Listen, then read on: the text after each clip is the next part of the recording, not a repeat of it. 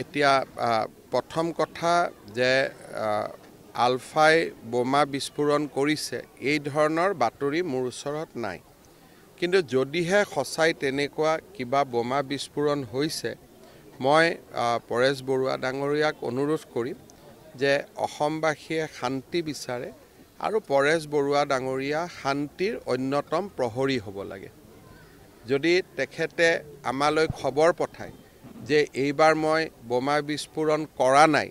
তেনেকুৱা বাতৰিয়ে অসমক গৌৰৱ প্ৰদান কৰিব আৰু মই বোমা বিস্ফোৰণ কৰিছোঁ তেনেকুৱা বাতৰিয়ে অসমৰ নৱপ্ৰজন্মক আশাহত কৰিব সেইবাবে মই ভাবোঁ যে এনেকুৱা গণৰাজ্য দিৱস স্বাধীনতা দিৱস হওক উৎসৱ হওক য'ত পৰেশ বৰুৱা ডাঙৰীয়াই নিজেই কয় যে এইবাৰ আমি কোনো বোমা বিস্ফোৰণ কৰা নাই